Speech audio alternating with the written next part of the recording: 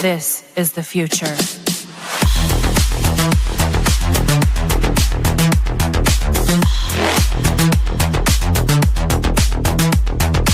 Evolution. The Crossing Realms Conference launches September 19th and 20th and will dock in Richmond, Missouri. This is already being called the event of the year, folks, with an unprecedented list of speakers and special guests, 2 days of cryptids, UFOs, and paranormal presentations, along with a celebrity-filled ghost hunt, meet and greet, gallery reading, vendors, and a film screening. This promises to be both educational and fun. Go to Eventbrite.com to secure your tickets and vendor slots before they are all abducted. They're going fast.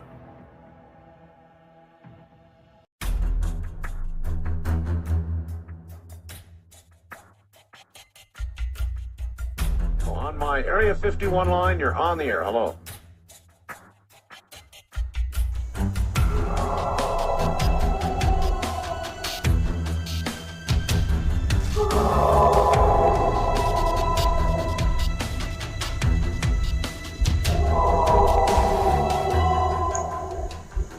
Welcome to the Blondes and Booze Paranormal Podcast, where what you've known as reality will be shattered by the truth. Krista and Brandy will lift the veil from your eyes, revealing what has either been hidden or denied you for eons.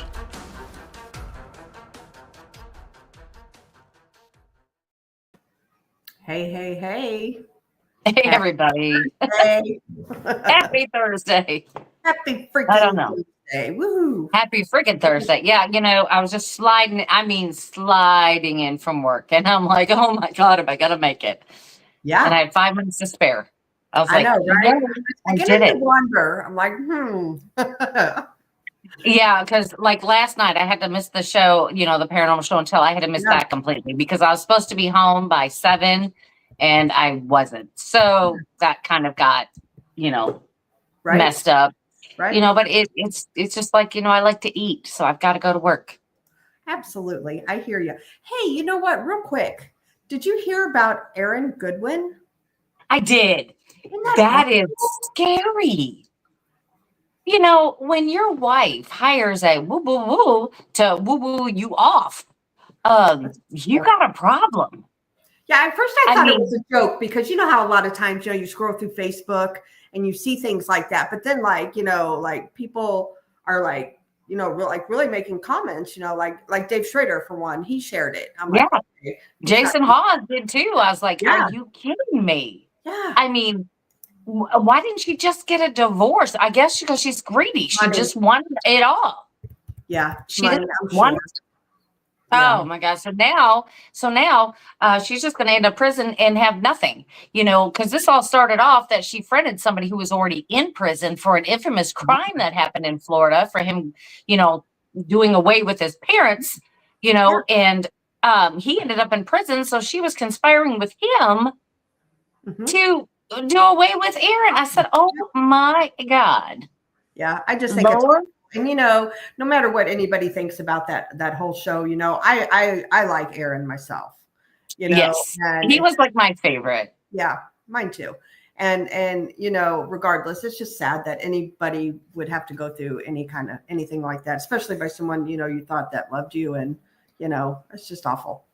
Anyway. Yeah, it is. Go ahead.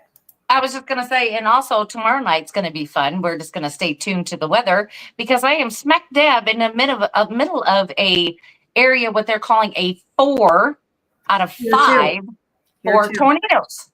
Yeah. And like they said, it's anywhere from Memphis to St. Louis. And I'm like, great. Yep. Around that time too. So, and I'll be out to dinner. Just let everybody know. Jason McLean is coming on, and I think Donny Cho might be popping on with Brandy tomorrow night too. So, anyway, funny story I will tell you guys. So I was asking the guys, what do you guys want to talk about and whatever. What do I name the show? And Jason's reply back to me. Have you seen it? Did you see the text? I haven't had time. I've been working. Oh, wow. Okay. So the show for tomorrow night is called Chickens, Why They Cross the Road and Why We Let Them. Oh, and Goblins too. So that is Jason, just to let everybody know. So tomorrow night's topic is chickens and goblins. That's a very wide topic. Sure is. So everybody just tune in. You never know what you're going to get with that, I suppose. So anyway, I'm looking forward to tonight's guest real quick. Everybody knows about our conference, September 19th and 20th. And I'm not even going to get into it right now. So I'm right. So if you want tickets, just go to eventbrite.com. Everything is listed on there. We do have vendor spots still available. So if you want that, and we have a psychic reading from Marilyn Bast, and we've got all kinds of stuff, everybody. So just check it out, and don't wait till it's too late, because we do have a cutoff on speaker tickets. So make sure you keep that in mind. Yep. And the hotel there in town is sold out for that weekend. Sold out. So yes, there is the next closest one, I think, is like 8 miles away. So just let her know it gets filling up. Right. So yeah. So let's get to rolling. I am make your plans. Charlie Raymond up. Hey there. Hi. How are you? I think we caught him. I'm sorry. I think surprise him next time. Surprise! You look blurry. That's why I was like, oh. But I'd rather not wear them. I hate wearing them. They're readers. That's mine too. Yeah. I have real glasses, but I can't. And so they're, what do you call, with the line through them, the bifocals or whatever. Bifocals. They give me a headache. I can't use them. So I keep my cheaters. Isn't that terrible? Yeah. You have to get used to them. It's a process. Yeah. You know, you're just, and then you find yourself doing this a lot, and then you're looking down, and then you're looking up, and then you're looking down. Yeah. That's it. So here I am. Ask me how I know. There you go. Well, thank you so much for coming on, Charlie. We definitely appreciate you coming on and doing this with us. We I know our viewers, they love Bigfoot and anything Bigfoot. Yes. And we love Bigfoot. So we're excited. We love Bigfoot. Yeah, I love Bigfoot, and I can talk all night. All right. Basic question, but I'm sure you get from everybody. How did you get started in this? Well, I did not grow up in Kentucky. I grew up in South Florida, and my dad, God rest his soul, would tell me bedtime stories, little boy, about the skunk ape. But he didn't call it the skunk ape. He called it the big hairy monster that lived in the Everglades, and would tell me these crazy stories he made up, and then he would turn the light off and shut the door, And of course, I didn't believe him because he's kind of a prankster and likes to tell jokes. So I kind of didn't really believe him. But then I started watching all the shows back. I'm old. So back in the day, it was Leonard Nimoy, In Search Of. Mm-hmm. That was a big one. And then I got away from it. Like, I went to college. I went to the University of Florida. And thank God I did not know about the Bigfoots in the Ocala National Forest, because there's a lot of them there. Yes. So luckily I did not get involved with Bigfoot then. I moved to Kentucky about 30 years ago, and I go, man, there's got to be Bigfoots here. And I made the website, and I started getting emails and phone calls. Mm-hmm. And back then we didn't have podcasts, YouTube, no social media at all. And people would just call me and spend hours on the phone, pouring their hearts out, and then thanking me for listening because their own families did not believe them.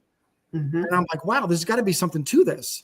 And I was a pecker, I'd peck and type up the reports, and it took me forever. And I would add it to my website, and it took hours to add each report. I would take notes and then type it. And so that was way back in the day. And as things progressed, now with social media and YouTube and podcasts, more people, it's more accepted now. There's more scientists that believe and have come forward. More credible people have come forward. So now people will go on YouTube or go on camera and share their stories. Thank God, because I don't have to peck anymore. I can just I could just record them and put them on my YouTube channel, and then people can see their emotions. They can see their sincerity with the video. So I love this time in our research right now because it's so easy to share evidence. Yeah. Why do you think Bigfoot is more accepted now? I really believe it's some of the credible scientists, I agree. like Dr. Jeff Meldrum, right? His university basically funds his research on bipedalism, and so there's a lot of people with a lot at stake. A lot of their reputations are at stake, but they don't care now because there's a lot more evidence out there. There's more video. There's DNA, but it doesn't match anything in the gen bank, but it's unknown primate. Well, we don't have primates in North America. So what is this unknown primate that we're getting? The casts, really credible casts that Meldrum and others researchers have vouched for as being legit casts made by something, other than a foot stomper. So there's a lot more evidence out there. There's vocalizations. I've recorded a bunch of great vocals in Kentucky. Wow. Great testimony from witnesses. I have over 700 witnesses I've interviewed in 3 decades. Wow. And I've got law enforcement, park rangers, military, which I'm going to talk about tonight. I got two new reports I'm excited about. One is a sergeant of Fort Knox. Very cool. I'll share that tonight with you guys. It's brand new. So I think because of these credible people, I think there's more support now than ever before. Yeah, I would agree. And plus, just even the eyewitnesses, they're, and I'm not, there's so many eyewitnesses out there that not everybody's lying, they can't be. Right. They saw something they saw. So including my partner, Brandy, right here. So, yeah. Oh, really? Yeah. I didn't know that. Absolutely. We'll have to discuss that another time because tonight's all about you. So, but my thing is did you dig into folklore, I don't know, Indian tribe folklore and look back at that kind of stuff too in your research? I mean, they couldn't all be wrong either. I mean, they have them, they talk about them, they pass the stories down. Some of them are carved into rocks, the pictures. And I mean, there's got to be something to it. Not everyone could be lying, just like Krista said. Did you look into that at all?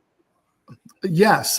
We have the Cherokee and Shawnee here in Kentucky, and they have Bigfoot in their oral traditions, like every Native American culture has some form of a Bigfoot creature in their oral traditions. You go back to Daniel Boone, the story of him killing a Bigfoot in Kentucky, which I've researched extensively. And I think I know where it was, where it happened. And I did a lot of research on the various stories about that and the locations. I even went to the locations where Daniel Boone might have shot the Bigfoot, and everything matched up. The old maps matched up with Google Earth. I was able to match them up, the creeks and everything. So a lot of it makes sense. So like you said, not everybody is a liar. Not everybody's a drunk. Not everybody's on drugs. There's something to this. And not everybody wants attention. Not everybody wants attention. That some people will try to avoid attention like the plague. And here's what gets me, and you're seeing this more on social media now, on YouTube. And when we post videos now, you get these trolls, these naysayers that will just rip them apart. Oh, you're doing it for attention. You know what? They did not come to me. I had to dig them up through word of mouth, persuade them to go on video. Most everybody I have to kind of not persuade, but really talk to them to reassure them that it's okay to share their stories. They don't come to me because they want money. They get no money. They don't want to be ridiculed. Like Les Strauss says, witnesses have everything to lose and nothing to gain. Right? They're risking a lot of ridicule by coming forward and having their video all over the internet. Just like the sergeant I just videotaped. He went on there, he gave his full name, what brigade he was with, what year he was at Fort Knox. He's on video telling the whole story. You know, Wow. and he has a lot to lose to do that. Absolutely. He's not doing that. He's not doing that for attention. Mm-mm. He wants to get it off his chest. Yeah. Yep. Yep. Let's talk about that. Yeah. That encounter, if you don't mind. Oh yeah, I'd love to. So Fort Knox is not, you know, it's been in the news with the money and all that recently with Trump and Elon going to count the gold. But Fort Knox, there's no giant wall around Fort Knox. It's thousands and thousands of acres that back up to residences like homes and private land. And so anybody could really kind of walk onto Fort Knox. It'd be risky to do that, but Right. So Fort Knox, the south end of it, for years there was a tank range. It's no longer there. It's the Llano area. It's called the Llano area. It's the southeastern part of Fort Knox, and for 6 years plus, nobody was there. They didn't do any trainings there, and that was like a habitat for Bigfoot, because trespassers won't dare go on Fort Knox, right? Right. We're too smart to know. But Bigfoot's, hey, this is a great place to go. There's very little hunting. That they do allow some hunting, but very little hunting. It's kind of a sanctuary for them to reside. Well, anyway, this gentleman who's a sergeant, his name's Corey, he contacted us through social media, and he agreed to go on video and share his story. And I was so excited. I recorded it last week. It's on my YouTube channel. But basically for a week, entire week, they had 3 sightings while on training doing their night ops. The first one, and I'm summarizing this, okay? He tells it much better. Him and his buddy were in his vehicle late at night, and his friend said, "Hey, do you see that?" And he turns, and about 20 feet away, on a slight incline, standing between 2 trees, is this giant hulking figure. He said over 8 feet. Wow. Massive shoulders. He said there was no way that was a man. The thing was a giant standing there. He can see the silhouette. It was on 2 legs, wide shoulders. It was not a bear. Bears don't have shoulders. He said it stood there. He took his pistol, put one in the round, put a round in it, and put it on his chest, because he was nervous of what this thing's going to do. He was ready for it. And the creature just turned and walked away. Both men saw it. Wow. Okay. And I even asked him in the video, I said, how can you be certain that wasn't one of your buddies in a ghillie suit or somebody playing a prank on you? He goes, nobody's going to play a prank on us. Do you really think we don't play pranks out there. We don't play around when we're on a training mission. Nobody would come up to us in a ghillie suit to observe us without our notice. I mean, that is dangerous. So there's no way that was somebody from our battalion coming up, another sergeant or anybody. There's no way that could have been another person playing a prank on us that wouldn't dare do that. Plus, I know what a ghillie suit looks like. It's, this was definitely hair and a different shape to it, and it walked away. That same week, they heard loud branches break. The next day, they get up, they look, and these giant branches, like, almost 8 inches around, all snapped in a direct line behind them. Wow. Like it was marking their territory. He said, we heard the loud breaks, get up the next day, and we see all these breaks. On another occasion that week, some guys were loading ammunition, these giant heavy boxes of ammunition. And when they came up to them, they were frozen. The guy's holding the box with his fingertips. He said, those boxes are heavy. And he's standing there with his mouth open. And they go, what happened? What's wrong? We just saw a large creature walk across the field over there and sit down by the creek.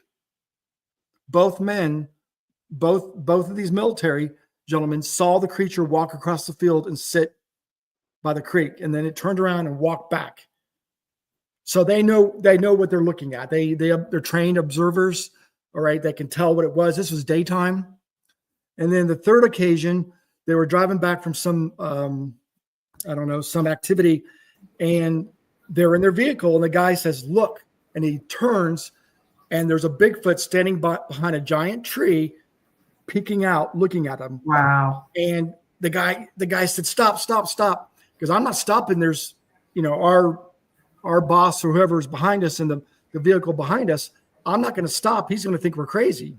Mm-hmm. So they didn't stop to really take a look at it. But both men saw the creature sticking his head out, saw the shoulder, the head looking at them. It's a great testimony. The guy goes on camera and it gives his full name, what year it was, what battalion he was in, his ranking, everything.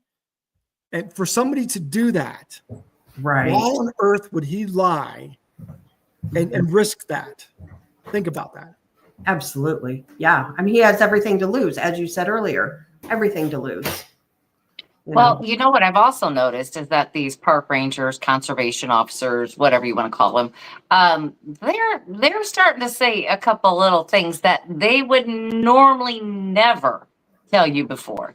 That happened to Krista one day, didn't it, Krista? We were at Land Between the Lakes, and she stopped and talked to one of the park rangers, and he was telling her everything that he brought it up to me. He brought it up to me. We were leaving. We were checking out. And the cabins were in my name. So you have to sit there and wait until they go check, make sure, you didn't destroy anything. And then they come and let you leave. So we were sitting there and he said, "Are you with the people that's been out there doing the ghost thing or whatever?" He said, "Paranormal," I think he said. And I said, "Yeah." And he said, "Between me and you," he said, "in this campground right here, we have over 15 reported Bigfoot sightings." And there was a dog man. There's two boys, two little kids saw a dog man right here in this campground. And I'm like, wow, okay. And super, super nice guy. And he wouldn't talk about it, publicly. However, they keep track of that stuff. Yes. Oh, yeah, they know. I have lots of examples. There's a report it was down by Park City, kind of by Mammoth Cave area. And I took the witness report. We went out, we did a reenactment where the Bigfoot was standing, see how big it was. And we did the whole report. And about a week later, a friend of the witness called me and said, "Hey, my sister saw a Bigfoot driving home. She worked third shift and was standing there and it ran behind her car. But she didn't call me first. How dare her? She called Fish and Game to report it to the authorities first. And the officer who answered the phone said, "Yeah, man, we've had some reports of a large animal in the area." And the lady said, "I saw a large animal." And she goes, "Yeah, we've had reports of a large animal." And the witness goes, "No, ma'am, this thing was walking on two legs." And the officer said, "Yes." And the witness goes, "It looked like a Bigfoot." And the officer laughed and she said, that's what they've been reporting. Wow. So she agreed. Other witnesses have seen it. Yeah. And she kind of chuckled and said, "Yeah, that's kind of what people are saying in this area." See, but that's what I mean. They used to never say that you couldn't get a peep out of them about anything that they've seen. They were not allowed to do it. And now they're offering up the information, which is absolutely fantastic. I love it. It is. There's too many reports. They can't deny it anymore. I mean, we were at an expedition in Kentucky and one of the participants, she had Bigfoot on her Jeep, Bigfoot shirt, Bigfoot hat, the whole deal. And a park ranger came up to her and said, "Oh, I can tell what your hobby is." And she kind of laughed. And the park ranger goes, "You do know there's been a lot of sightings in this area." She said, "Well, yeah, that's why we're here." Right. I knew about them already. That's why I'm here. Yeah. That's kind of what me and Krista do. And it's funny because when we just like Krista had a Bigfoot sticker or something on the back of her car, which prompted that conversation. And the funny thing is that you just kind of wear a shirt or a hat or anything. I mean, they just start spilling everything, and I love that. I'm like, just bring it on. Just tell me all about it. I'll sit here and listen. You know, and I have so many Bigfoot shirts. You know, everybody gives you a Bigfoot shirt, you know. Yep. And I really need to wear more of them because I need to use it as advertising. Absolutely. To pick up reports because I don't think about that. I think, oh, I shouldn't wear it because I don't want to be like, you know, one of those with Bigfoot on the brain. You know, everything's Bigfoot, and I got my Bigfoot hat, my Bigfoot shirt, and I'm always thinking Bigfoot. I don't want people to look at me like that, but I really should wear it out in public to advertise. Yes. Yep. Absolutely. You'd be surprised. You would absolutely be surprised what you'd run across. I mean, people just start talking to you about it. I have hats. I mean, I don't wear the hat and the shirt, and I might wear a shirt or a hat or something, but anything that I wear, somebody's got something to say. I mean, there's always somebody that's like, oh, you know what? I heard about this Bigfoot, or I saw a Bigfoot, or I want to see a Bigfoot. And it's just fascinating to talk to everybody about it. Yep. What's surprising is how many people will tell you they know somebody who saw one. Yes. I get that a lot. True story. Yeah. I got a funny story though. I have a Kentucky Bigfoot Research Organization shirt. It's our official shirt. And we sell them and, you know, whatever. And I was at the airport here in Kentucky, and I'm walking through the airport, and I see a guy with my shirt on. And I don't know who he is. And I go, hey, nice shirt. And he goes, thanks. And he walked right by me. He had no idea that I'm the founder of the organization. You're like, I joke with my friends. Yeah, like thanks for buying my shirt. You know what I'm saying? I joke with them because I make fun of myself. I said, he must have got that at Goodwill or something. That's awesome though. I mean, that's really cool because, you know, you until like you actually like get into doing this kind of stuff, you don't really realize how many people out there that, you know, are knowers, you know, that they've seen them. And it's just, you know, and just by wearing a shirt, as you said, you know. I'm glad you said knower because I'm going to tie this together now. That Fort Knox report I just shared, what prompted that was in 1998, in August 1998, they shot 4 Bigfoot on Fort Knox. And it's again, the whole testimony is on my YouTube story, on my YouTube channel. The guy has passed away now. It's a deathbed confession. I recorded the whole thing before he died. Unfortunately, his testimony is on my channel where they shot 4 in Fort Knox. The reason I got that testimony, he emailed me to come on one of my expeditions. And he said, I'm in poor health. Is there a hospital nearby where you're going? And I said, well, I better call this guy because there's no hospital where we're going. And when I started to talk to him, he goes, yeah, I shouldn't come because he was pretty sick. He goes, but I'm a knower, not a believer. You just said knower. And I go, oh, really? He goes, yeah. Back in 1998, and he goes on. I'm not going to share that story here. It's too long. And I've shared that on 100 podcasts. So you got to go listen to it. But they killed 4 Bigfoot on Fort Knox. Wow. Same area as the guy that I just interviewed last week, Yano Range, which is the southern eastern part of Fort Knox along I-65.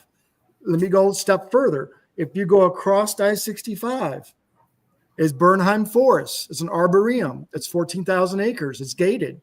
I have 2 park rangers seen them in Bernheim. I got a sheriff deputy. He's seen them across the street.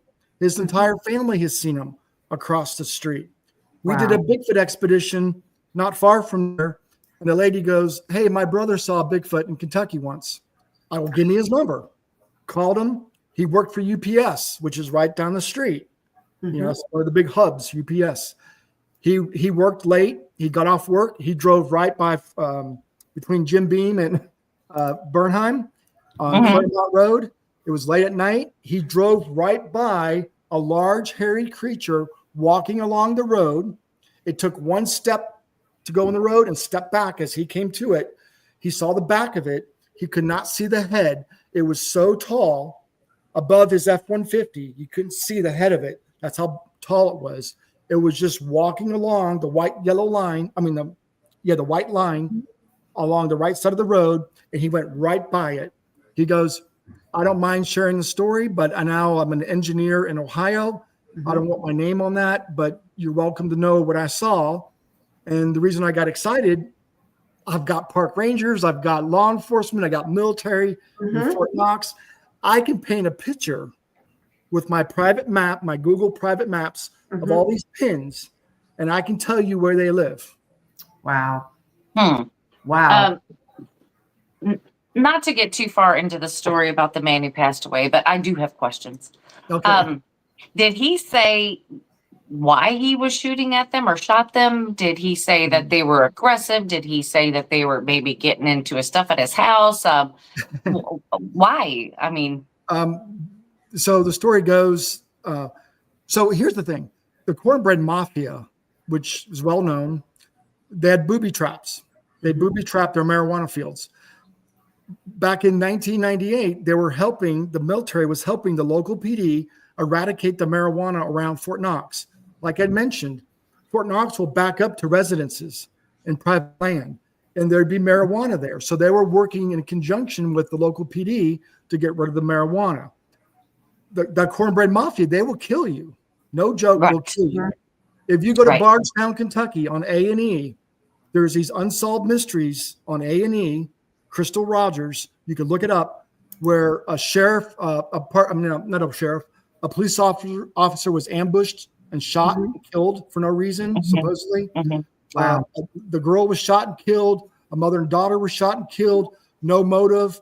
It's on A&E. It's right there in Bardstown, which they say it's probably drug related. Okay.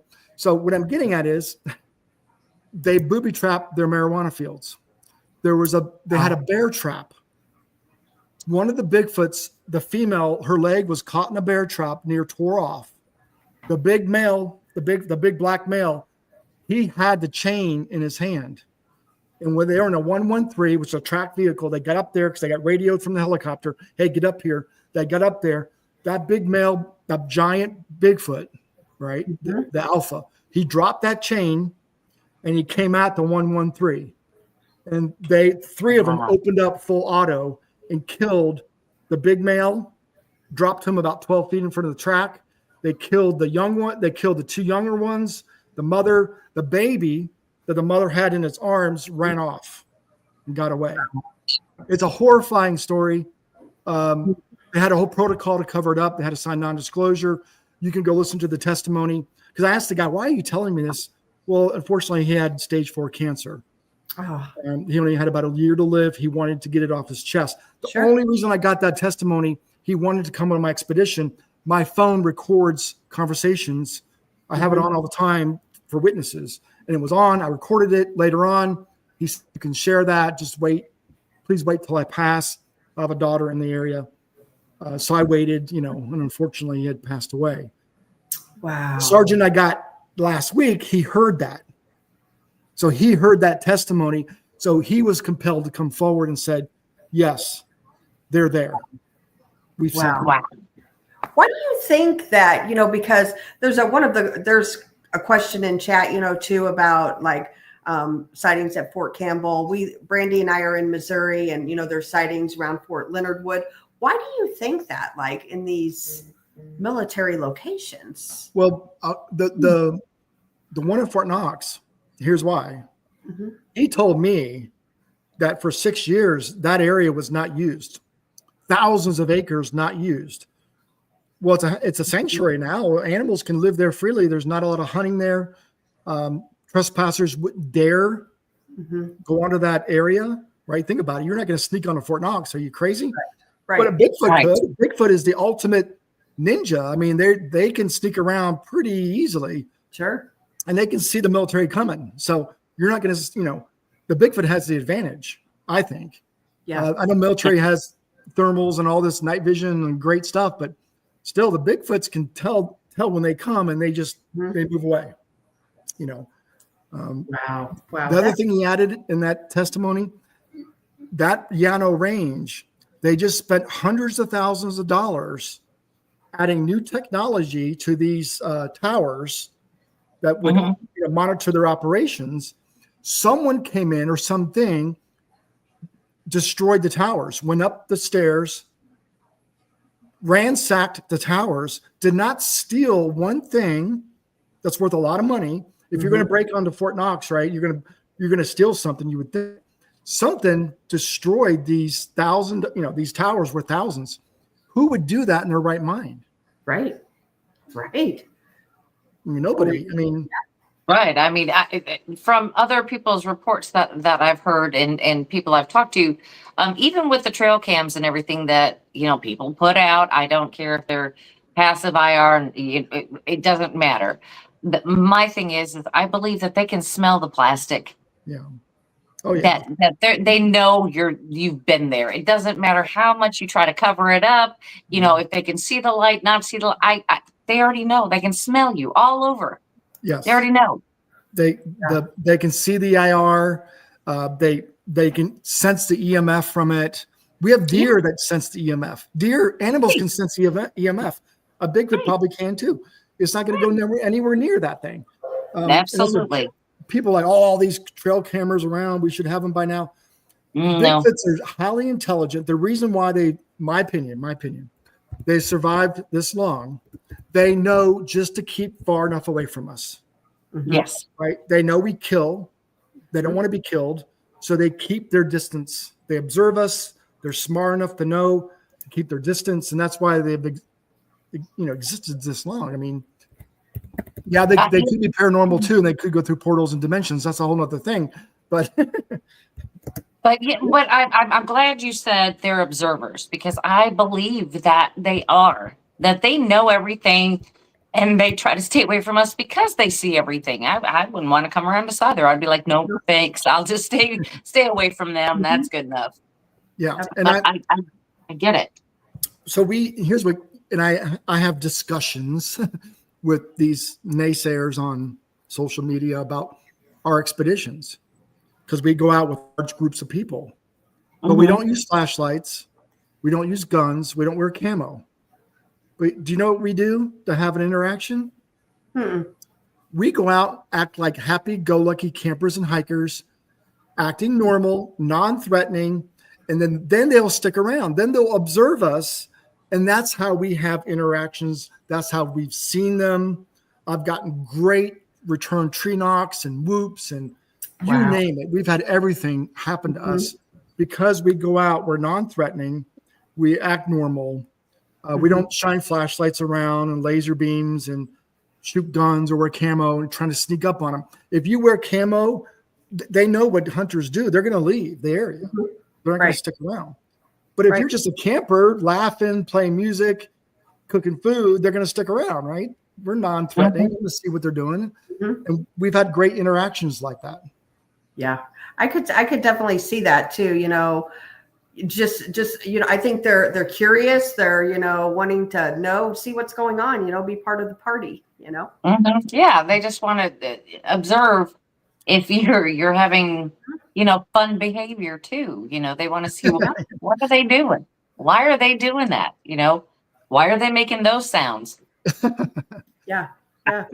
There's a lot of reports of that. You hear of a couple on a first date, or in their car, and a Bigfoot comes up, looking in the window.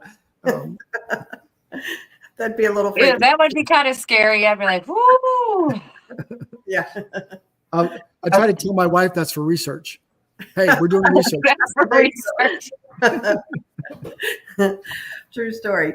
That would honestly though, that would be scarier than, seeing them even walking. I think just, the sheer fact of being startled like that, Right. Yeah, I know. When you're having fun in the car, and then next thing you know, you got this face, You don't even have and to then be the condensation breathing, no. You can just be sitting there looking out, talking, you don't even have to be, doing anything like that. Just if you're preoccupied, that makes it even better. You know what I'm saying? Right. Yeah. It's kind of like they're looking, going, are they doing that right? Oh, that's a new way to do it. That's something new. I'll try I'm that. sorry. I had to go there with that one. Woo! Gotta leave that alone. Yeah. Well, I'm sure they're curious about us as much as we are with them. Yeah. I just believe they know probably way more about us than we know about them. Oh, for sure. Yeah. I have a question for you, Charlie. So the other night I co-host with Bigfoot Michigan Rob on Tuesday evenings, and our guest was Doug Hychek. And I asked him like what he thought the population, of Bigfoot is in North America. And I'm curious to see what you think. It's more than you think. Mm-hmm. And I'll give you an example. You see one, there's usually more when you see one. I could look in an area in Kentucky where I know there's a clan or a family unit of them because witnesses see the adults and the juvies together. And I could say, okay, over the couple decades there, we get the same descriptions of the same ones in the same area. I can tell you, okay, in this county, I think I got about 10 in this county. This county, maybe I've got 5. If I look at Kentucky, I can say there's 250 in Kentucky based on the different, areas. Yeah. But there could be more. It's hard to tell for sure.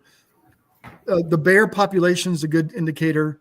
You monitor the bear population where there's bear, where there's coyote, there's going to be Bigfoot because they could, support a larger animal.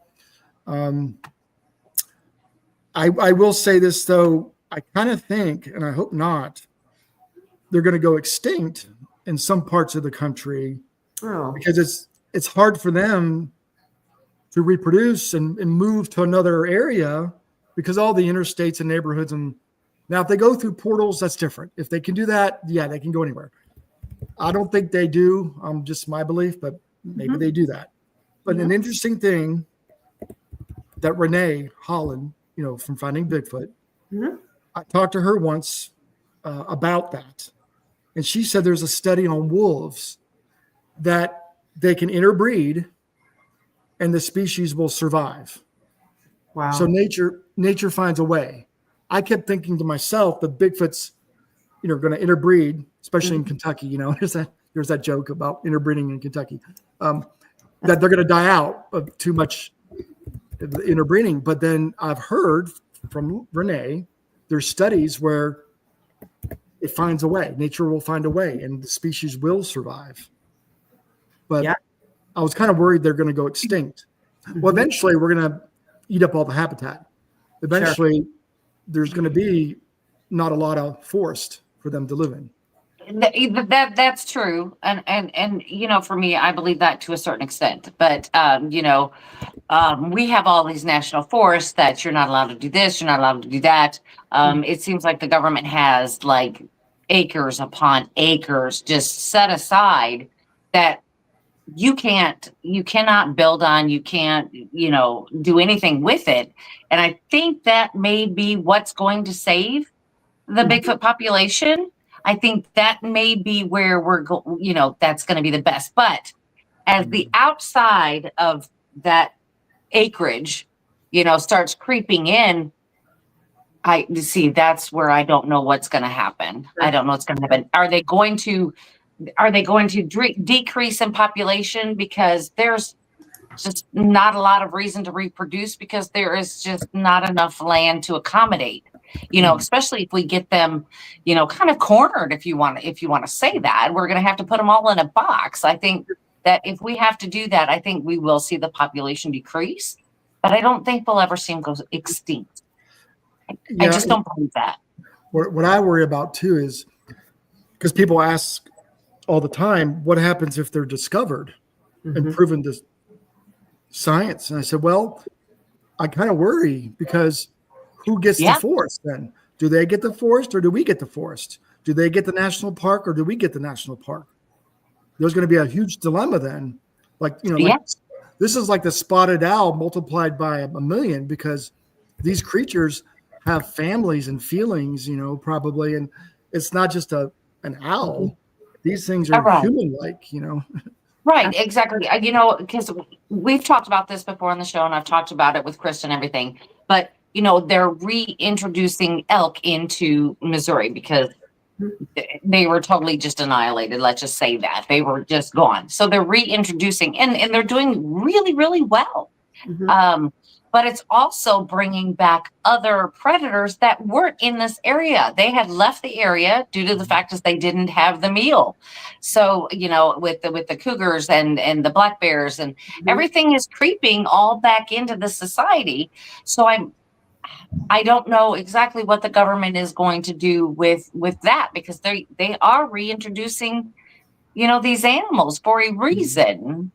Now, whatever that reason is, we don't know that reason, but I'm thinking that it may be because of this other species they don't like to talk about. Yeah. You know what I mean? That could be. It's just crazy how this is happening. I'm just saying. You mentioned elk, and my brain connects. So there's elk in Kentucky, and the south eastern part of Kentucky, we have elk. Okay. I had a big game hunter. He was a hunting guide for over 30 years in Kentucky, and he would take people out hunting elk. He contacted me one day. He said, "Listen, I don't really believe in Bigfoot, but I'll tell you what happened. There's a place where there's a herd of elk. It's on private land. The only way to get there, you got to go up this mountain, and you got to cut through a big rock crevice. And after you go through the crevice, it opens up to a big valley with a large lake, and that's where the elk were." And I went up there the day before to check on the herd because I had some clients to take out there the next day. I go up this big mountain. I go through the rock crevice. The lake is there, but the herd is gone. I'm like, darn. Wow. As I'm walking, he said, this footprint, almost 18 inches with human toes. He goes, I'm a guide. I'm a tracker. I know what a bear track looks like. This was one human-like track, stepped on this trail and stepped off the trail. And it looked like a human foot, 18 inches, super wide. He goes, the only thing that popped in my head was Bigfoot. There's no way there was a person up there. It's so remote. It's private land. I need to take you there, like meeting me. And of course, I never did go, but that same mountain is Pine Mountain, where Expedition Bigfoot was, where Expedition X was last night. Wow. On the TV show Expedition X last night. They were there in Kentucky on Pine Mountain. It's the same mountain. Wow. And that's where they found nests. They found these giant nests where Mariah and them got some DNA, eDNA, and it came back unknown primate. Same area. Interesting. And that's the thing too. I don't. You talked about like the DNA, and I know Melba Ketchum. She's had DNA and all that good stuff. That doesn't lie. I'm just saying. It doesn't. It's unfortunate about Melba's situation. Yeah. But the problem with the DNA, and I'm just going to say it, a lot of it has come back with some Homo sapien in the DNA. And a lot of academics that I respect throw it out. They say it's contaminated. I do know in Kentucky, the Erickson Project, where they brought in scientists with PhDs to collect that DNA from the Erickson Project. I'm pretty sure they know how to collect DNA. They were hired to collect it. It had some Homo sapien in it, had unknown in it, some other unknown DNA. I believe, it's my thinking, that these Bigfoots have some Homo sapien in them. Sure. And that's why all the witnesses I've interviewed, close encounters, very credible people who had daytime sightings 10 feet away, said they look human-like. I get human-like more than gorilla in my close encounters. I get that a lot. Wide hooded nose like ours, but smashed, flat, big squared off teeth, of course, big black eyes, heavy brow. Yeah, they're covered in hair and sagittal crest, but I get human-like quite often. Plus, they're highly intelligent. if this was a big dumb gorilla, we'd have it in the cage by now. This is not a big dumb gorilla. Mhm. So I try to tell people this because I'm just basing this off witness testimony, because witness testimony is crucial, even admissible in a court of law. So I take all these witnesses, put together the data that they tell me of what they look like, where they live, how they behave, because we don't have a lot of pictures of them or videos of them, but the witnesses tell us what they look like, how they behave. Mhm. So that's where all my knowledge comes from, plus my own experiences. But I just base it off that. Doesn't mean it's right. I'm just going with the data that I've been given. Yeah. Well, I just don't even know where to begin with you, because I mean, you have so many, eyewitness encounters and things like that. And it just, all this stuff just really fascinates me because, I'm a true, I know there's Bigfoot out there. I'm not one that's a believer either. And it's just amazing what's out there in our forest that we just don't know. And I'm not only talking Bigfoot, I'm talking, just regular everyday creatures too, Exactly. And you're talking about having human features, things like that they have some type of DNA that is coming back, resembling our DNA. I always had this theory though, and I don't know how to go after this, and I'm hoping that one day I will, but because everybody talks about the missing link, in our evolution. There's something's missing, like there is a missing link somewhere. Could this be Bigfoot is our missing link? They just, they started going and then they're like, yeah, no, we're out. We're gonna head off this way. Mhm. And then our evolution kept going. So I'm wondering if that could be part of that. It could have. We could have interbred with them at some point. We just realized we interbred with Neanderthal and Denisovans. We just realized we have Denisovan DNA in us and Neanderthal DNA in us. So we interbred with them. Denisovans are larger too, by the way. They're bigger than us, a larger skull, large eye sockets. Maybe Bigfoot is more like a Denisovan, but then somewhere there's some interbreeding, some hanky-panky going on. You never know. I mean, maybe they just kind of stepped off our evolutionary line and they're just like, hey, we're going to go on our own way. And they kind of kept going with that same type of DNA. You know what I'm saying? They kept going their path. We kept going ours. And they know to stay away from us. They know to just keep far enough away to survive. Right. And they've done a pretty good job of that. Yeah. They're pretty good. That's why they call them the hide and seek champions. You know what I mean? They always win. How many people send me that after years of that being out? I get people that are new to this and they send me, oh, this is funny. Look. I've seen that 1,000 times. Thanks. But I mean, I still find it funny because it's true. That's all. It's just, it's true. It's so true. You can say it 1,000 times and it'll always be true. It is. Like, it is. Dang it. Yeah. And what kills me a little bit, and I love the TV shows. I do like finding Bigfoot. I know all those researchers. I've met them. I've spoken with them at conferences. Wonderful people. Expedition Bigfoot as well. I know they do things for TV as part of it. Sure. I know, but the thing that kills me is the flashlights going around. You're not going to whisper and then use a flashlight. Right. They know you're there. It kills me. At least talk normal. Don't whisper. You know you're there. You don't got to whisper. But I know it creates drama, and you got to whisper.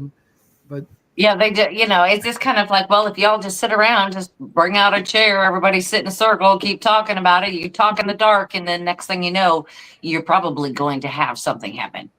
Yeah, it's not as exciting, for TV. You got to have all that drama and stuff. But when we go on teams, we go to areas where there's been lots of sightings.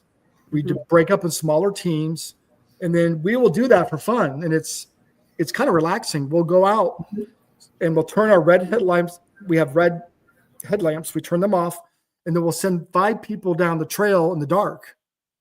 And then they'll sit for 10 minutes, and then we'll sit with lights off. and we'll just talk quietly, just in the dark, just as something different. You know, if they're watching us, they're like, what are those people doing? You know, sitting in the dark, you know, and we try different strategies to have interactions with them. And you found that's what works best, is just being normal and just, you know, yeah, we don't do anything too crazy. We don't shoot off fireworks or anything like that. We do sometimes call blasts of we think are known Bigfoot vocals, but that's where the best is not doing a whole lot, but some tree knocks, knocks with whoops, combinations of whoops and knocks have been recorded and work very well. Knocks and whistles together in combinations work very well. If you're in an area where you think there's a Bigfoot nearby, do subtle little taps, little whistles, and get them to stick around. Try to communicate with them.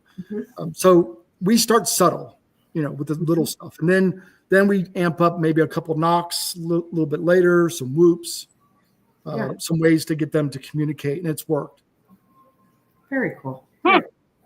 Yeah, we've got a place here that our paranormal team does ghost investigations on, and very, very haunted location. However, Brandy and I, one of the first times we were ever there, and a friend of ours, Terry, we were just running an EVP recorder, but we heard with our ears, we heard a howl.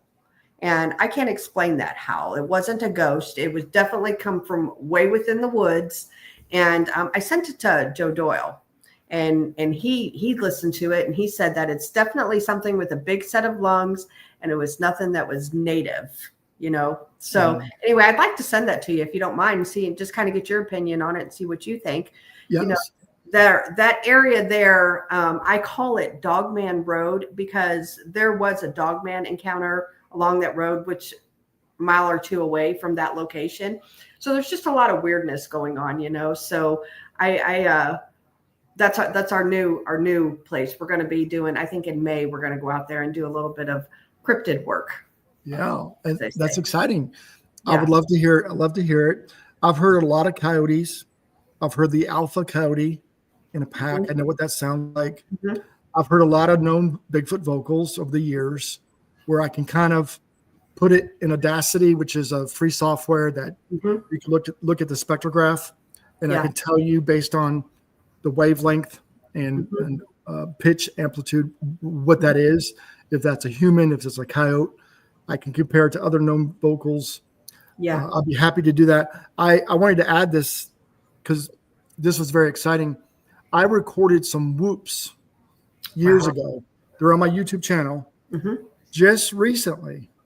And love him or hate him, he's got some good work out there. I know some of it's, you know, everybody makes mistakes. I'm not saying everyone's perfect, but Thinker Thunker does a lot of analysis of videos and vocals and such. And he's done some good work too. Okay. Yep. He was interviewing Ron Moorhead about the Sierra sounds. Most researchers out there believe those are legit Bigfoot vocals.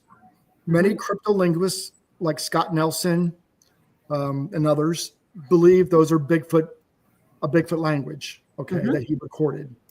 And those were recorded over 40 years ago, over 4,000 miles away from Kentucky, over 40 years ago.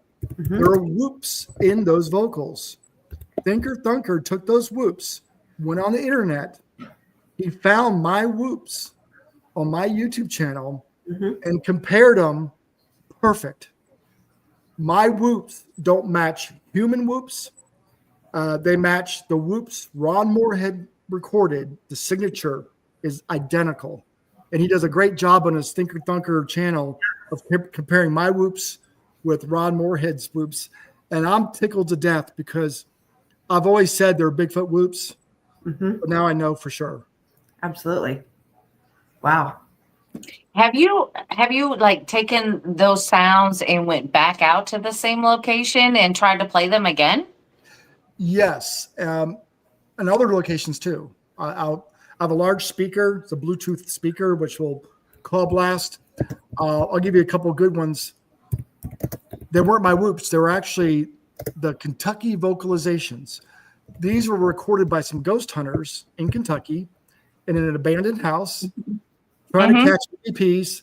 And it's a fun story. They had their little recorder by a broken out window sitting there. There's no windows in the house. They all went out front to smoke. And something came off the ridge behind the house yelling at them. These crazy vocals. He recorded those on his recorder. There weren't EVPs or ghosts or anything. It was a Bigfoot. And he sent them to me. I had them analyzed by an expert, a cryptolinguist who does Bigfoot research. He broke it down. He cleaned them up. He said, yes, these match other Bigfoot vocals. They're called the Kentucky Vocalizations. I have now since taken those vocals and call blasted them on my giant speaker in Tennessee on an expedition. Did it 2 times. Something replied doing the same thing. It mimicked my vocals, the ghost hunter's vocals, identically. Wow. Twice. I did it once, did it again. There's a long story to that whole thing. It was kind of funny, but in Kentucky, I did it. And I used the Bigfoot howl, the Ohio howl. The Ohio howl that Matt Moneymaker recorded. It's just classic. I played the Ohio howl in Kentucky, and I had a response come back similar to that. So yes, if you take what we think are known Bigfoot vocals and call blast them, like my whoops and other ones, we get great replies. I do a pretty good whoop, and on a recent expedition, long story, but I'll try to make it brief. We're in a known hotspot. I'm with a group of people. It's dark. We're sitting in chairs. We drive there. We sit in chairs. We kind of turn our lights off and just talk. We're getting tree knocks across the river. We're therming. There's nothing. Can't see anything. There's no cars. It's all forest. There's no people. We're getting knocks on 2 sides, on a hillside and on the other side. We're like, oh my gosh, that's great. It kept doing it. And it would do it sometimes after we laugh. We're telling stories and we start laughing, and then bam, tree knock. We're like, wow. Oh, it's crazy. So then I say to somebody, I said, let's try a whoop. Can anybody do a whoop? Well, nobody wanted to do a whoop. So I'll do the whoop. So I did my best whoop. Immediately after my whoop, tree knock comes back. I mean, and everybody's eyes got this big. They're like, oh my gosh, it replied right back to my whoop. I did it again. The other one on the other side knocked back to us. And everybody got to hear it. I had some newbies, that are brand new to it. They got to hear it. Some of the veterans got to hear it. Like, yes, Charlie, that was awesome. I go, I know. Even my wife, she's fairly new to Bigfoot, the actual research part of it. My wife got to hear it. I was excited that she got to hear that. I'm tickled to death because I've heard it a lot. I've had these experiences where they reply right back to you.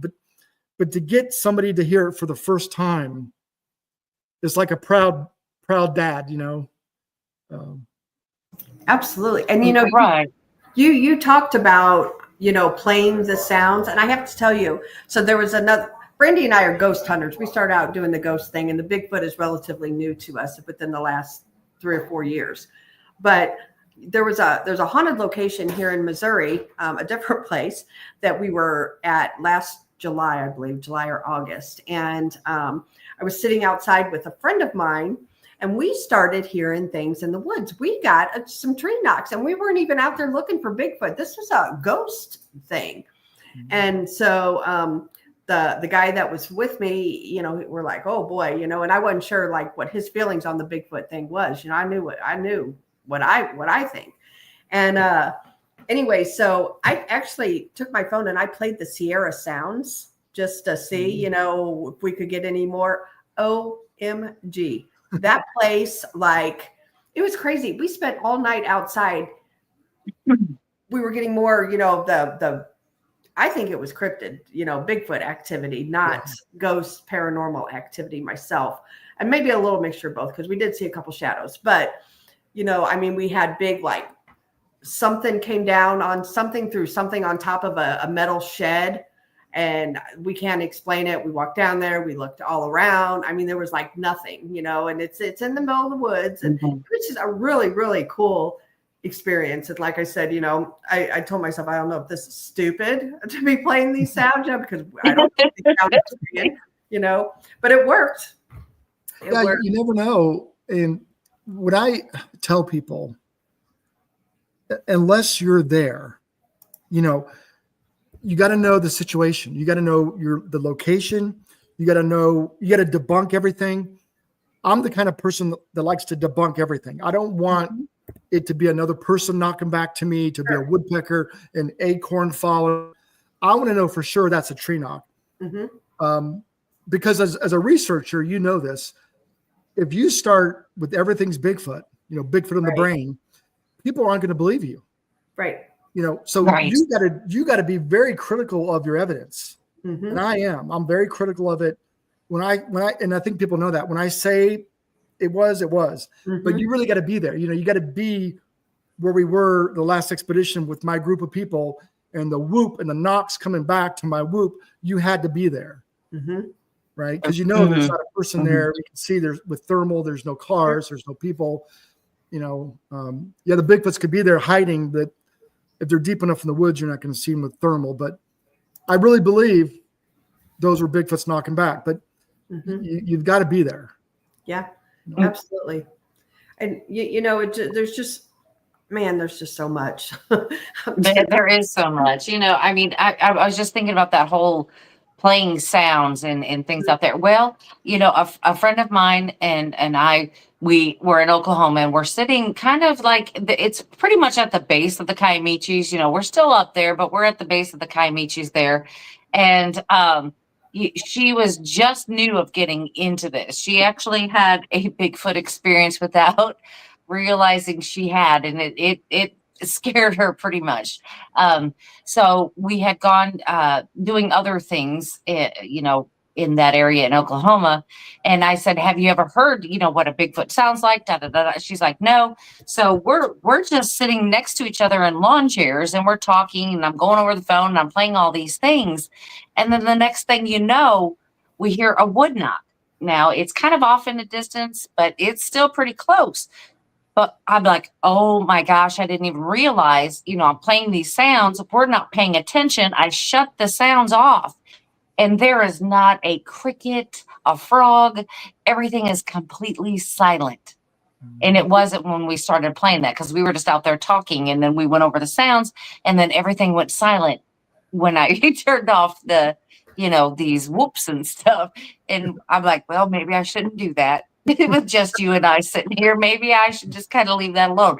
And we sat there and listened for a little while longer, just kept talking. Nothing else happened, but it was kind of strange how, I was playing the sounds for her, but then we've got the wood knock, and I was like, okay, maybe not. So what you did is what we do. And it's easy. I tell people you could do your own research, even if you have a disability and you can't walk. If you can drive to an area where there's been lots of sightings, find a safe place to park, roll your windows down, play some sounds on your phone, on your car speaker, sit there and talk with the windows down. If you have a chair, you can sit in the chair, just sit there in the dark and talk normally.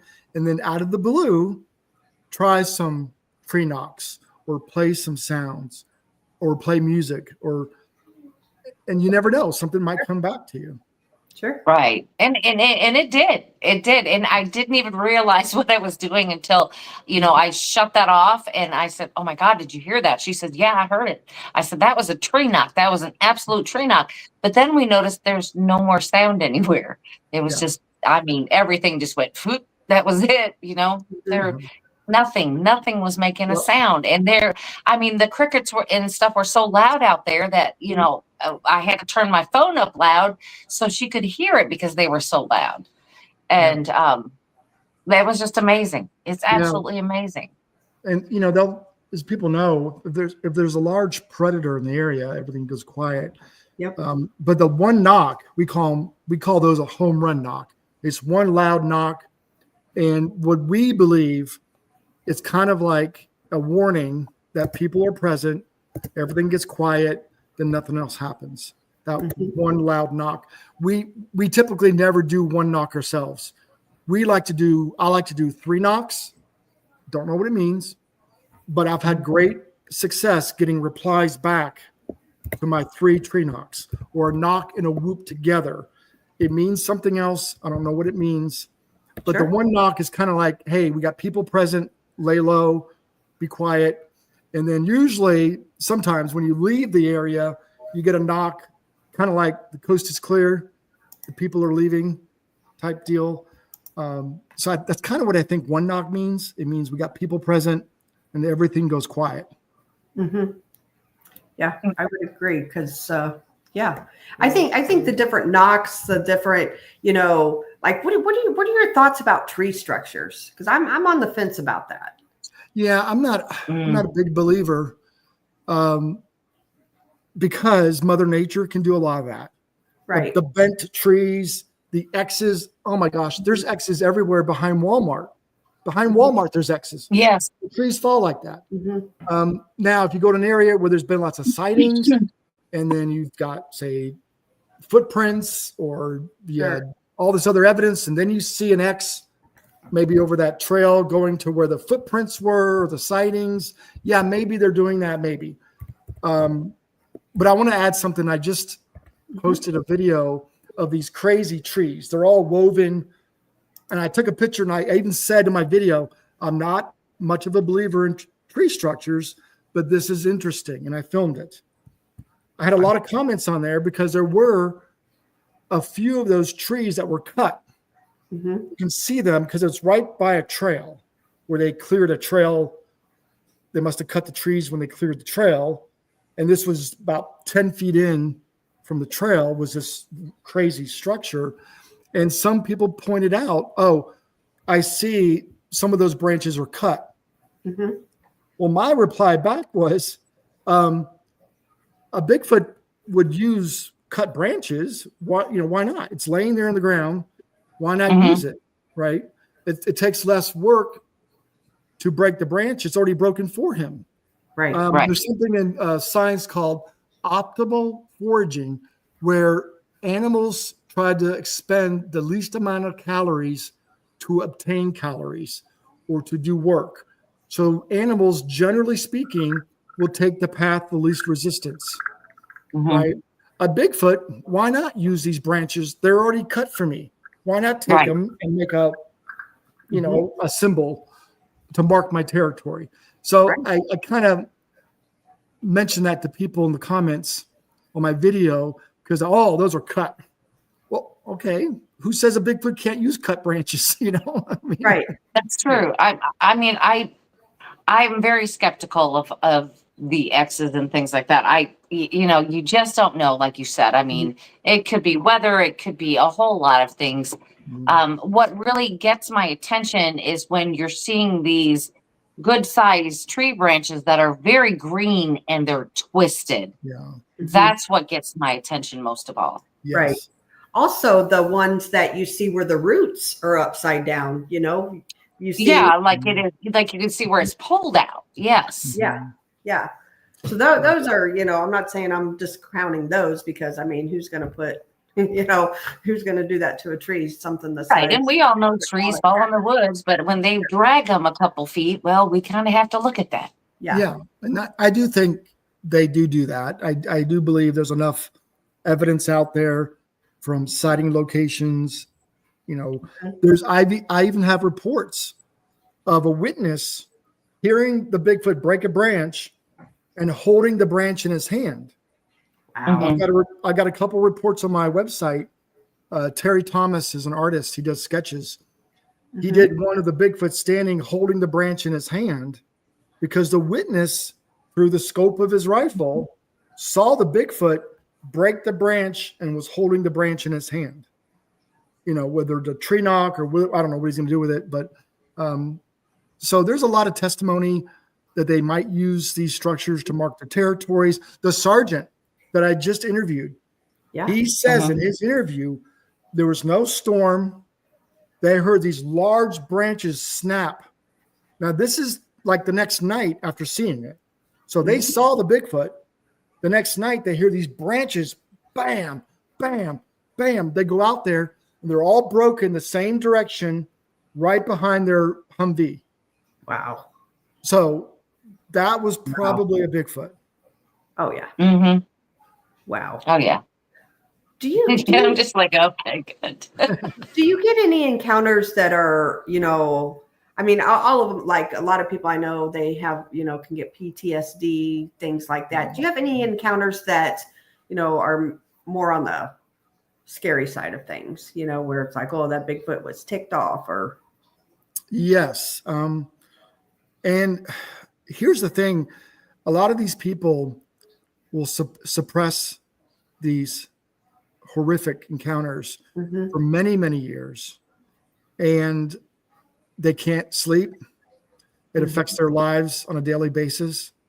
I had a gentleman last year come forward after 20 some years of not telling the story. He was losing sleep at night.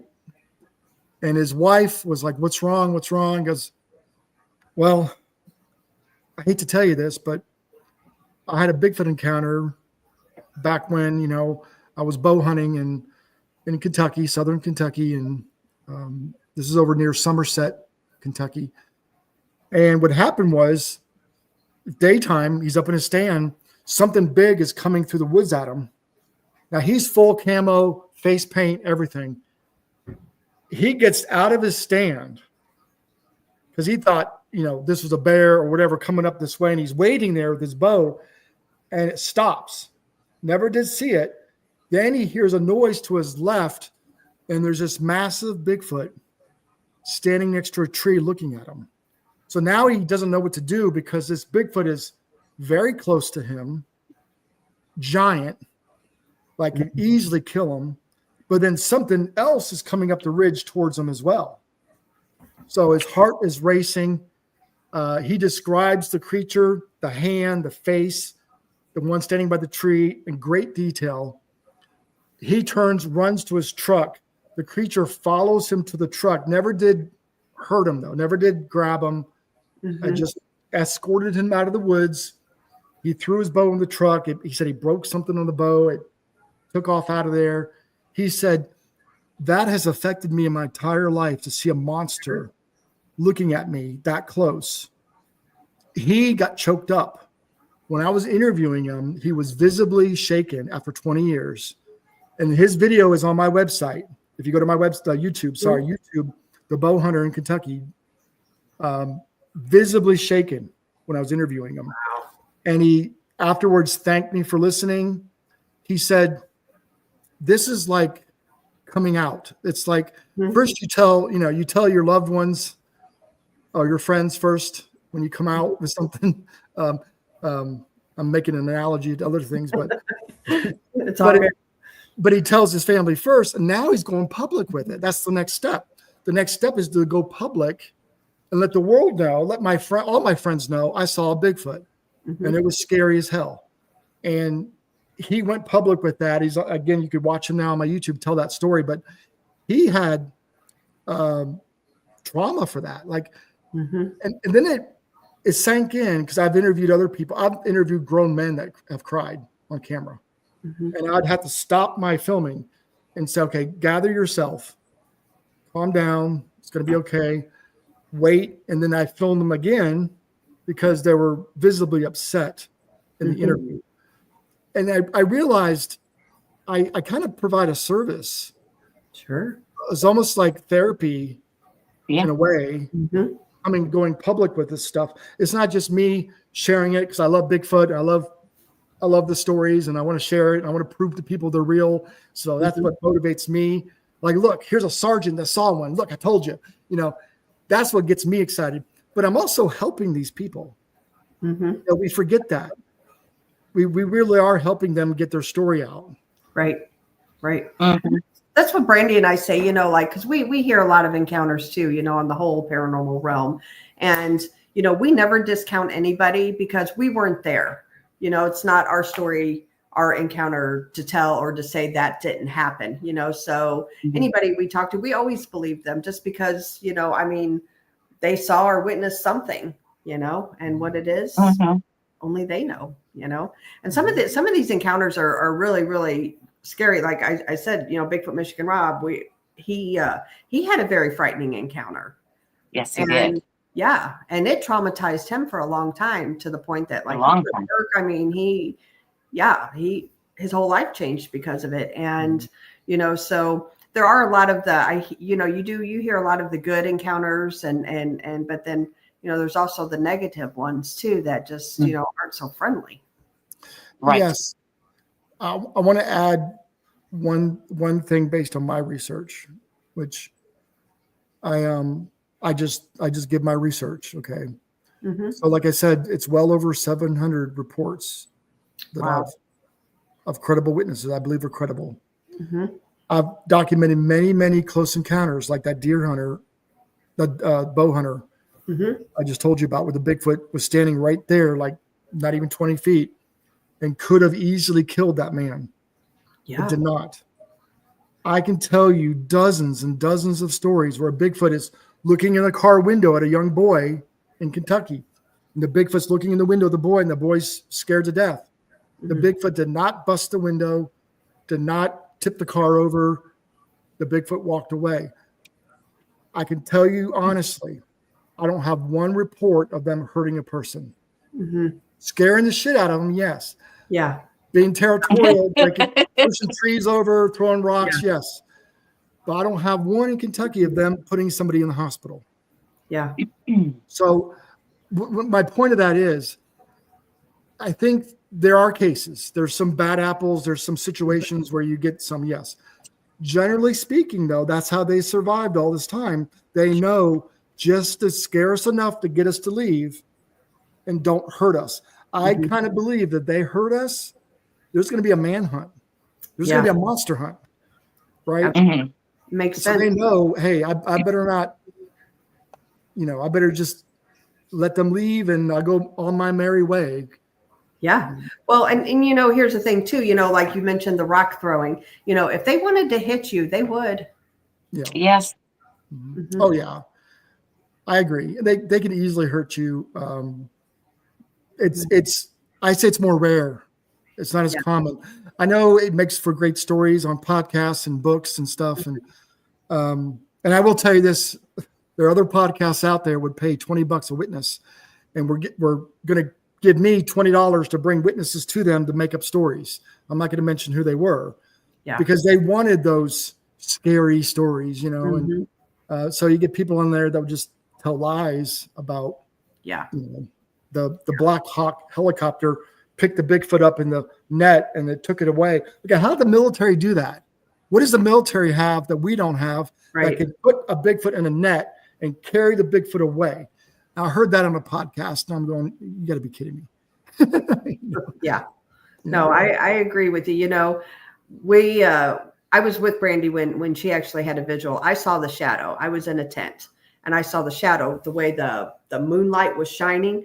However, I was laying on a cot and my head, I heard it behind me, through the other side of the tent. So I really believe I was within 5 feet of a Bigfoot. And if it wanted to hurt me, it would have. Was I scared? Yeah, I was. I mean, I kind of got freaked out a little bit. However, if it wanted me, it would have had me in a heartbeat.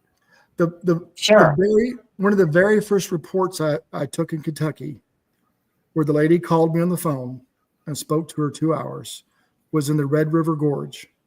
They were camping alone about a mile from the parking lot. It was late at night. The fire was still burning, and they heard something approach their tent. They heard heavy footfalls. So they thought it was a person at first because you can tell it was bipedal. They heard heavy breathing, and they got scared thinking it's a person. Sure. So the boyfriend slowly zips the tent and looks, and he sees a massive Bigfoot walking next to their fire right through their campsite, covered in long black hair. And he goes to his wife, we need to leave now. We need to leave. So they waited for the Bigfoot to walk away. Is she okay? Oh, sorry. We have a storm coming. My little dog's afraid. Oh no. There's a big storm. So he tells his wife, we need to leave. So they waited till they couldn't hear it anymore. They left everything and they ran for the parking lot. They ran down the trail. The Bigfoot followed them. I go, how do you know it followed you? Because you could hear it running right behind us, breaking branches, and chased us. Yeah. All the way back to the car, and about, I don't know, 20 yards from the parking lot, it stopped when it got to the parking lot. We jumped in the car. We debated to go by the ranger station. We decided no. We drove straight home. We left all of our camping gear out there. But that Bigfoot did not hurt them. It just escorted them out of the woods and did not hurt those people. That was one of the first, I think the first report I ever took 30 years ago. Wow. And the thing is too, maybe, they were close to its young or food source or something that, it just wasn't really cool with. That happens a lot I got lots of reports of people fishing in the Green River is common in Kentucky. The Salt River. What's the other one? Anyway, the Green River is the most common. Of people fishing in a cove and rocks being thrown, and they yell. They take out their firearm. They shoot. They show flashlights. It keeps throwing rocks at them. They leave. One was a police officer. He identified himself as a police officer. Said whoever's doing that needs to stop. I'm a police officer. It kept throwing rocks at him, splashing in the water, never hit him. And they said, okay, we can't fish anymore. We got to leave. I got multiple reports of that. I got a guy, I did a library presentation. I hear all these stories. This guy comes up and I remember this, and it was a simple story. He goes, do you know where so-and-so cove is on so-and-so creek? I go, no, sir. I'm not from this part of Kentucky. I don't know where that's at. He goes, I was fishing there, catfishing by myself. By myself in the dark, alone in this cove, and something was throwing small rocks at me. Wow. All night. And I yelled and I said, go away. We stopped messing around and never did it, kept doing it. I left. This is why I remember this story. The guy goes, do you know a year later in that same cove, the same thing happened. Wow. He was in his fishing hole. Right? Makes sense. He was in an area where there's Bigfoots living there, wanted to come down for a drink of water, wanted to eat, whatever, take a bath, whatever he wanted to do. That man said the same thing happened a year later in that same little cove. Wow. Yeah. I like stories like that. It's a simple story, but I love it. Yeah, absolutely. Yeah. It's You got a question, Brandy? No, I'm just thinking, Oh, okay. I'm just thinking, I'm like, well, yeah, that makes sense. Yeah. Absolutely makes sense. Another place in Kentucky, I mentioned the Red River Gorge. There's an area there, lots of sightings, where I've had multiple people said large rocks come over the treetops into the creek next to them. Wow. None of these are on my website. Nobody knows about them. I've had different people tell me this. I go, oh, where was that? Do you know where so-and-so creek is? I'm not telling this now because I kind of go there. I do research there, so I don't care. I go, yeah, I know exactly where that's at. Right. We have large rocks being thrown at us. It happens there all the time. They live there. They're not passing through. They live there, and they want the humans to leave. Yeah. Yeah. Yeah. Several people have asked some questions. Do you have time for a few questions? Oh, yes. Okay. All right. I'll just start with the first one.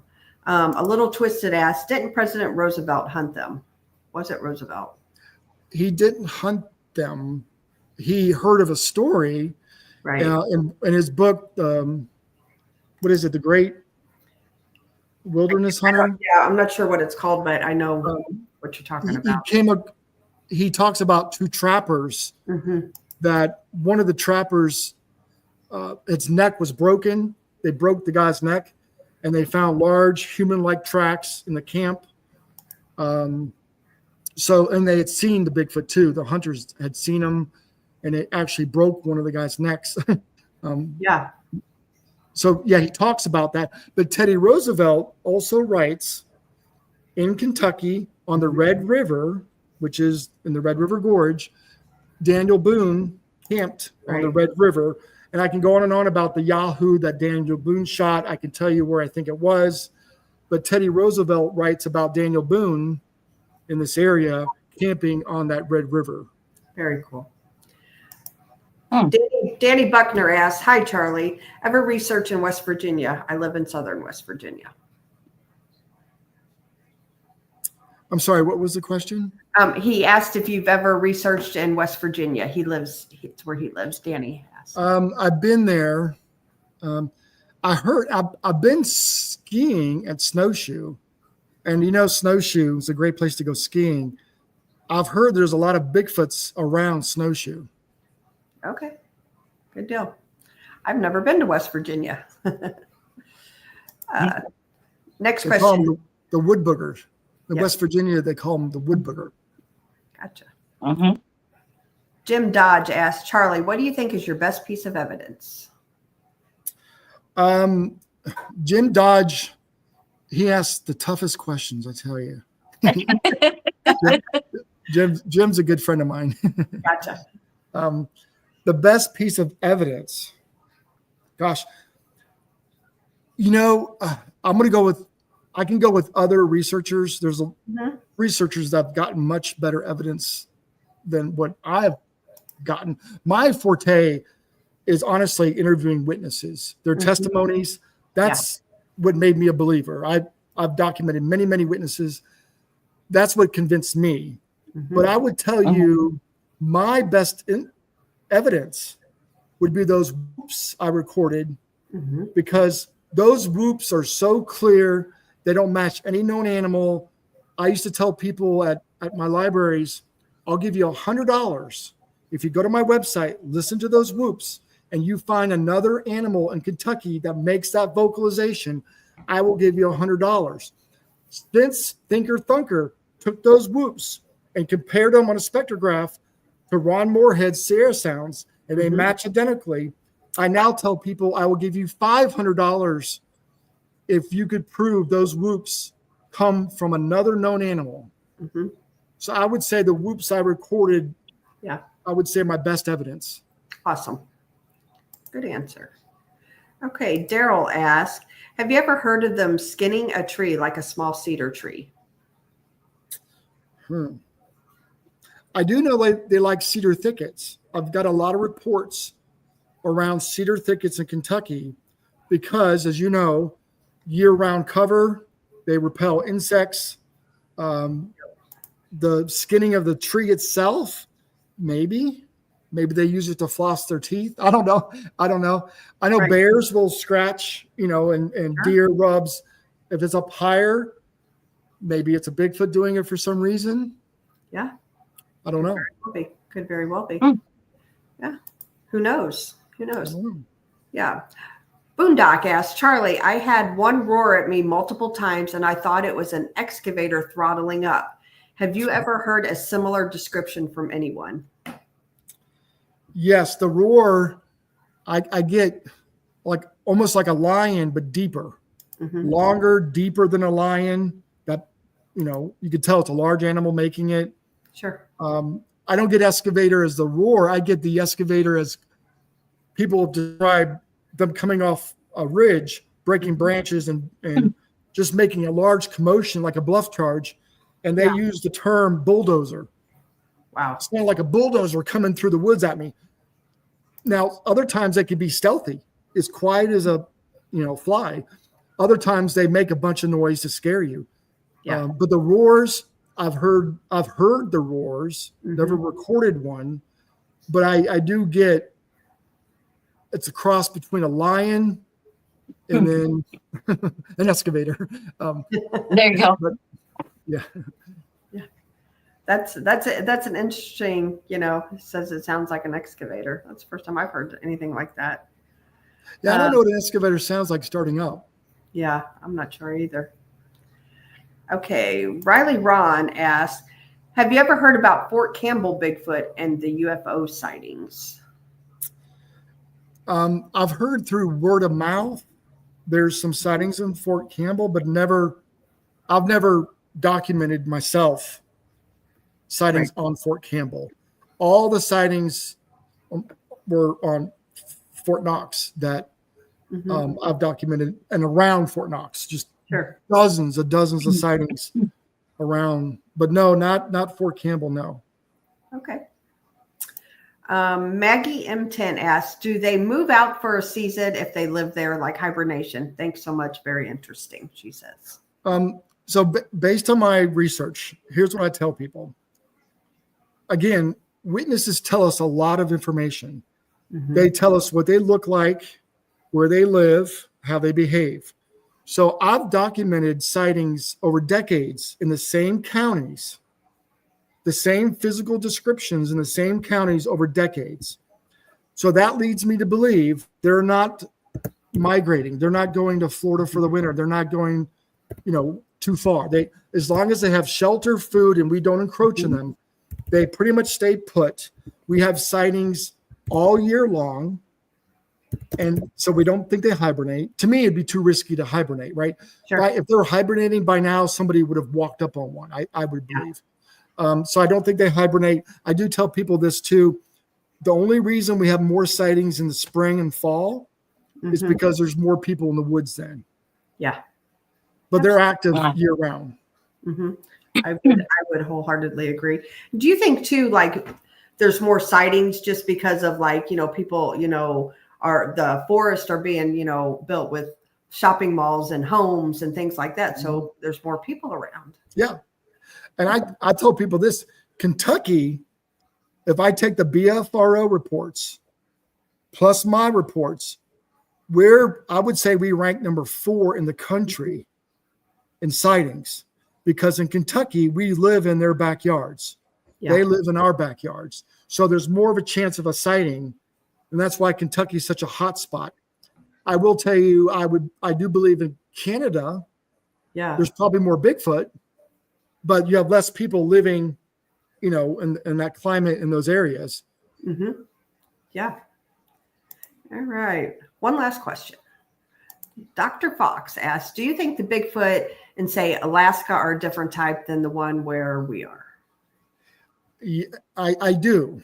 And we all know about the incident in Alaska where that little town was attacked. The Porch fishery, Chapel. and Yeah. and people were being dismembered and they left. The entire town left.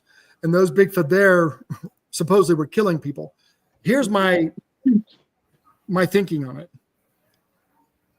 They were new to that area. The people moved in.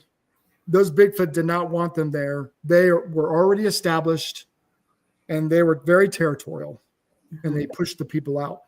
Where in Kentucky, we've been here for centuries.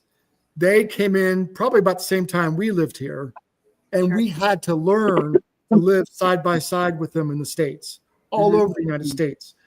Native Americans, we live side by side with them, and we've had to learn to coexist. Yeah. So they tend not to be as aggressive. Where you go to that Alaska incident, and I know other cases of them being 10 foot tall, there's a larger food source. There's less competition with humans as there is in the States, blah, blah, blah. So yes, I think the ones in Alaska tend to be larger and maybe more aggressive. Yeah, I would agree. I would tend to agree. Yeah. Well, this has been fun. We went over the hour-and-a-half mark. And We did. you are a wealth of information. Absolutely, Charlie. Well, thank you. I enjoy it. It's my passion. I can tell. Seriously, it shows. Well, thank you. I really enjoy it. And I want to know, I want the answers like everybody else. I want to prove it. I want to see one up close. I might have seen one at a distance, but I want to see one for myself. So I hope the day they're officially recognized, I hope there's a way we could coexist with them. Yeah, that would be fantastic, honestly. Want to thank Maggie M10 and Joe Two Pops for the super chats. Appreciate you both. And real quick, Brandy, just run over the conference real quick. Oh, that's okay. It is the 19th and 20th of September of 2025. It'll be in Richmond, Missouri. We have a meet and greet and everything on Friday night. We have the conference on Saturday. The ghost hunt, which is sold out, is on Saturday evening. But we have all kinds of speakers all throughout the weekend. Mm-hmm. So if you want tickets or you want to be a vendor, we do have vendor spots available. Go to eventbrite.com and look up Crossing Realms Conference. Yes. And you'll find all your information there. Absolutely. And once again, Charlie, thank you very much. And I'm going to send you that that little clip that we have and see, just to kind of get your 2 cents, what you think it might be, and we're open. Like, if you think it's a bobcat or something like that, tell us. We won't be offended. We're all about, disproving first, Yeah. Right. Exactly. Exactly. And the clip she's going to send you is all we have right now until I can get a hold of the actual file that the other lady has and get that ripped from her. So it's very interesting. Very interesting. Yeah. Well, I look forward to it. Thank you so much for having me on. Yes. Thank you very much. You're welcome back anytime. And you're also welcome to come on over to Missouri to check out our conference. Exactly. I might do that. I got to check my schedule and see, but sounds exciting. Yeah, I'll send you the flyer and stuff. And if you're interested, come on over. Okay, thank you. Yeah, thank you so much. And guys, tune in tomorrow night. You have Brandy and Donny Cho and Jason McLean talking about chickens and goblins. So that's chickens and goblins. I don't know, everyone. I don't know. Don't blame this on me, but I'm going to make it interesting, whatever it is. It is. There you go. There you go. So everybody have a good night, and we will see everybody on the downside. So tomorrow night. All Good right. night, everybody. Good night. Night.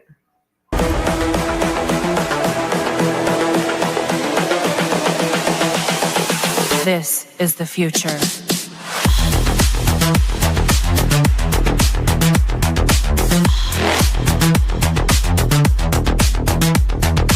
Evolution. The Crossing Realms Conference launches September 19th and 20th and will dock in Richmond, Missouri. This is already being called the event of the year, folks, with an unprecedented list of speakers and special guests, 2 days of cryptids, UFOs, and paranormal presentations, along with a celebrity-filled ghost hunt, meet and greet, gallery reading, vendors, and a film screening. This promises to be both educational and fun. Go to eventbrite.com to secure your tickets and vendor slot.